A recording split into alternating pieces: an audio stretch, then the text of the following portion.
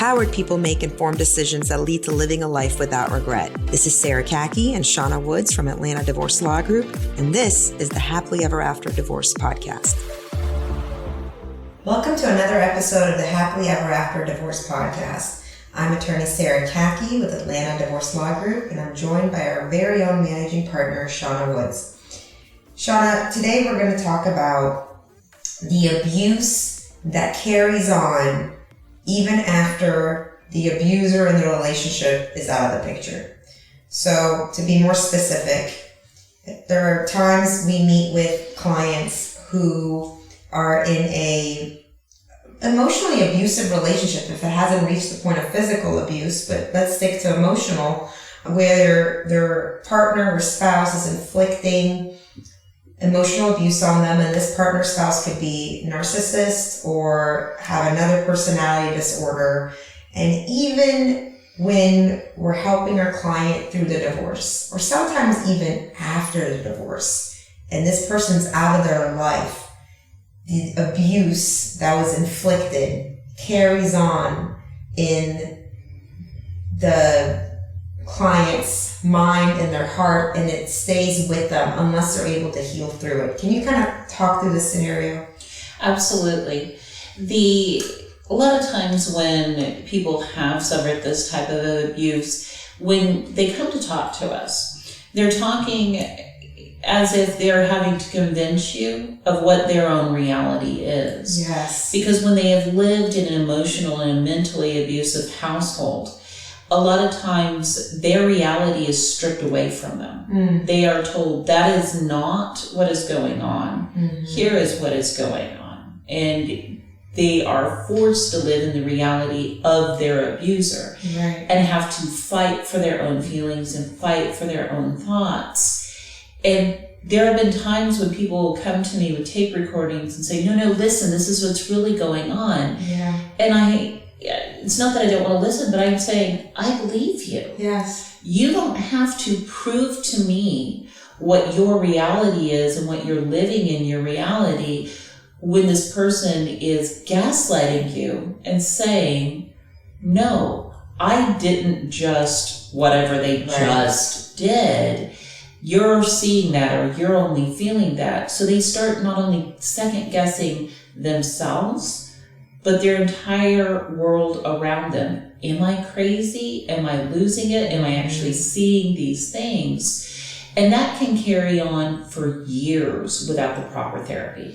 So typically when we see our clients who meet us at the onset of their divorce, one of the things I warn them against is let's say, for instance, in the case of a narcissist, he or she's planted a seed in your head.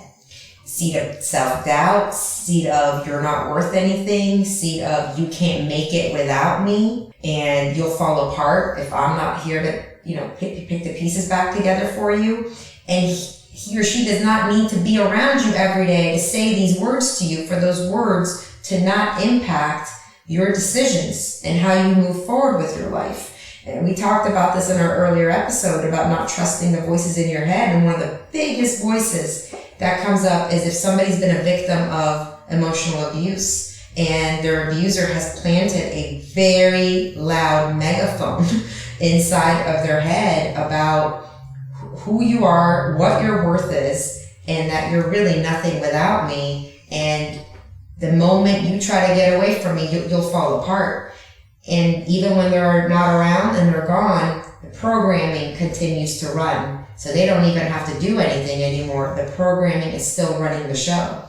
And when you break down, let's talk about the abuser for a second. This can be either very intentional, very calculated, or they're not even aware of what they're doing. The abuser's need, right, is to have somebody completely dependent upon them that they can control, and they often have to put down and say, no one else will want you, you're not good, you're all relying on me to feed their own need, right, to feed their own ego. And they typically will pick someone as a partner who may be susceptible to that to begin with. Either they've been in a prior abusive relationship or just from their nurturing where they grew up in their household. So taking a step back, if we're able to take a step back and say, looking at it from that's what their need is, and they're creating this reality around their own need, breaking away from that is acknowledging your needs in the relationship. It's really unplugging. Yes. I actually do call it unplugging the program. The programming that they've plugged into you. Unplug it, unhook it. What's also so fascinating in a lot of the narcissist cases that we see is if the narcissist has health issues or substance problems, they make their spouse that they're abusing responsible for their well-being. Yes. They take no responsibility for their own substance problems. They take no responsibility for their own health condition. But now, not only are you worthless, but if something happens to me, it is on you. And this makes it very difficult to, even after the fact, when you're done, the relationship is done, the marriage is done, to unplug and unhook the programming, because somehow this person made you feel responsible for their life and their well-being. And the most ultimate of that is sometimes what we see is the threat of suicide. Yes. If you leave me, I will kill myself. And it is an extraordinarily manipulative. It's so selfish. So selfish. And trying to unplug when you honestly have cared about this person, you have true love at some point for this person, and then them trying to make you responsible for their emotions and their well-being is one of the key components to that type of abuse, right? Because why else would you take that abuse if it wasn't because you're needing to take care of them or needing to supply whatever their need is. Right. You know, it is a duality of them making you codependent upon them and then treating you in a way that destroys your own self. You know, we had a client that had a narcissist husband, and he had a alcohol problem, and to the point where he would drive around blacking out. And she stayed in that marriage for 20 years, believing that she could be the one to keep them together, make them stay alive. Mm-hmm. And he would always say, when you leave me, I will probably die. And when I had a conversation with her, I said to her, I was like, he may actually die, but that is his choice. And that's the heartbreaking piece of this, is so important to heal past this false sense of responsibility you are feeling for another adult, which makes no sense.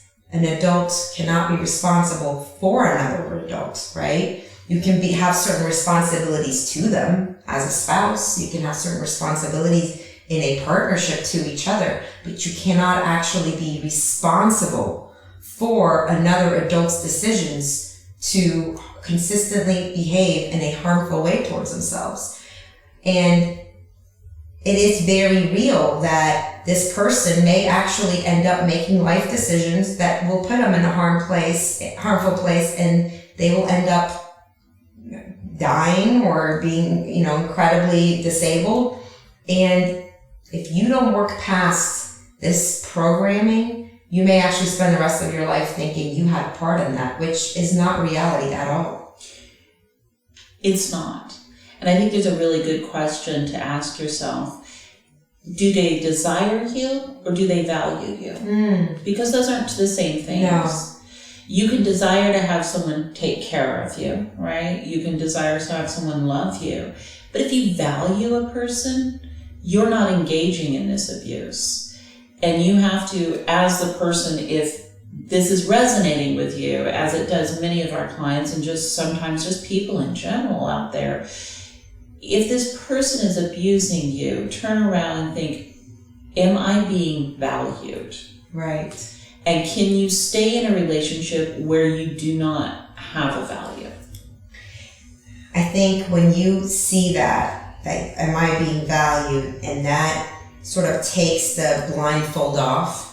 And that's what we hear very commonly when it's almost like something happens and the blindfold comes off. Completely gets lifted. And you can't unsee this person for what they are anymore.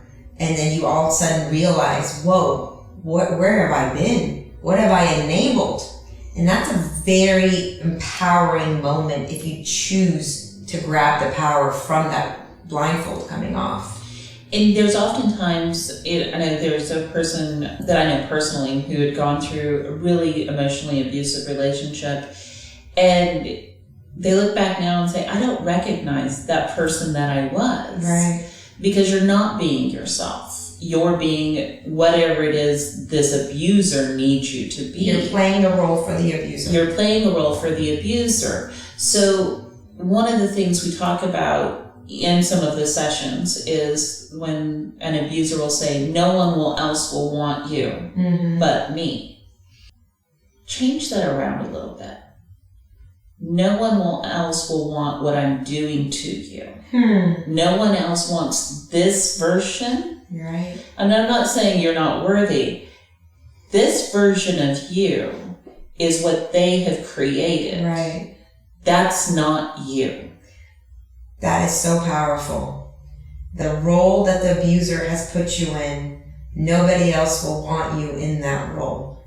And you don't want you in that role. And you don't want you in that role. I love that, Shauna. That is so powerful. Thank you. Thank you. Thanks for listening to the Happily Ever After Divorce podcast.